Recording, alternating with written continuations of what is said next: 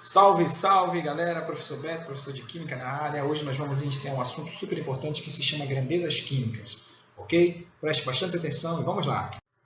O primeiro detalhe é, o que é uma grandeza química? Quais são as grandezas químicas? Bom, cada área do conhecimento da química, de acordo com o seu contexto, com a sua profundidade, ela vai utilizar uma grandeza, ela vai utilizar uma unidade específica de medida. Então, é super importante entender essas unidades. Quais são as principais? Massa atômica, massa molecular, número de Avogadro, mol e massa molar. Muito utilizada nos cálculos estequiométricos, muito utilizada na parte de físico-química.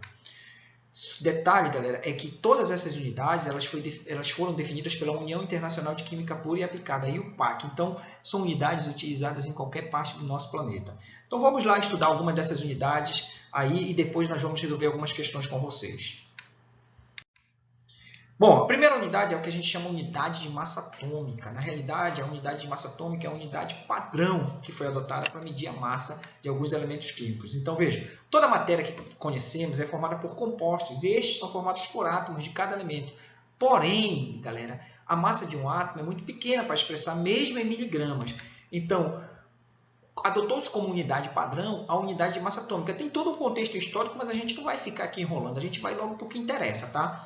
Então, uma unidade de massa atômica, ela vale 1,66 10 a menos 24 gramas. Então, para te entender um pouquinho essa unidade, quanto esse valor é extremamente pequeno aí em notação científica, tá? Então, portanto, tu não pode esquecer, maluco, a unidade padrão para medir a massa de um átomo, de um único átomo, é a unidade de massa atômica, simbolizada por U, que também vai ser utilizada para medir a massa de uma molécula, essa mesma unidade padrão aí.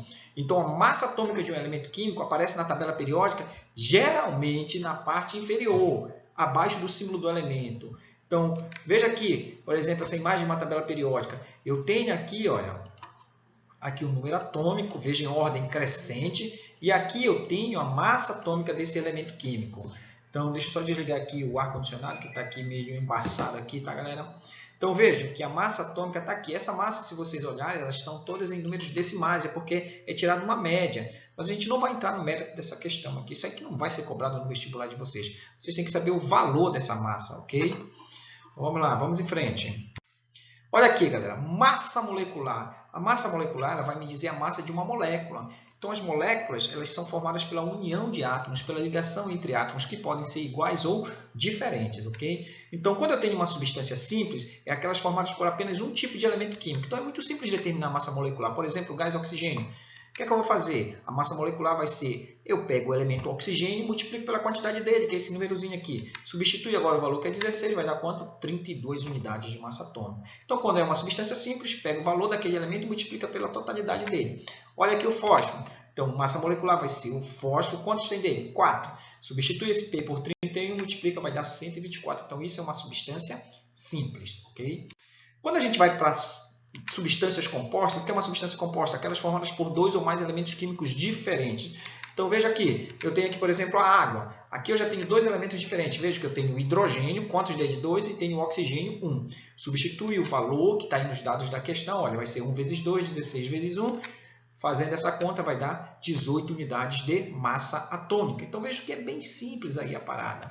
Aqui eu tenho hidróxido de sódio, ou a soda cáustica. Veja que agora eu tenho 3 elementos químicos diferentes, o hidrogênio, o sódio e o oxigênio. Então, eu vou ter quantos sódio? 1. Quantos oxigênio? 1. Quantos hidrogênio? 1. Substitui os valores, multiplica e soma, galera. Então, determinar a massa atômica é somar a quantidade de todos os elementos químicos presentes naquela fórmula. É claro, não esquecer de multiplicar pela quantidade dele na fórmula. Então, você pega e soma esses valores. Então, você vai ter a massa molecular, a massa de uma única molécula, que a unidade é a unidade de massa atômica, certo?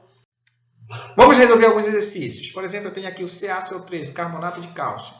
Tenho o cálcio, o carbono e o oxigênio. Então, cálcio 1, mais carbono, que é o C, também 1, oxigênio 3. Vou lá nos dados da questão, pego o valor de cada átomozinho lá. Olha, substitui aqui os valores. Multiplica isso, olha aí quanto é que está dando aí. E agora soma, então, carbonato de cálcio, uma única fórmula desse cara aí, pesa 100 unidades de massa atômica. Aqui eu tenho hidróxido de alumínio. Olha, eu tenho alumínio, 1, oxigênio 3, hidrogênio 3. Ei, detalhe, galera, quando eu tenho um parêntese, esse cara aqui, a quantidade dele é multiplicada por esse cara aqui de fora. Então, como eu tenho um oxigênio aí dentro, multiplica por 3, por isso que apareceu esse 3 aqui. O hidrogênio só tem 1, multiplica por esse 3, apareceu 3 aqui. Bom, de posse disso, tu substitui o valor de cada, o valor unitário, é sempre o valor unitário, o maluco não vai esquecer disso. E agora multiplica essa galera todinha e soma. Então, vai dar 78 unidades de massa atômica. Ok, galera? Beleza? Tranquilo? Bem tranquilo isso aí, não é isso?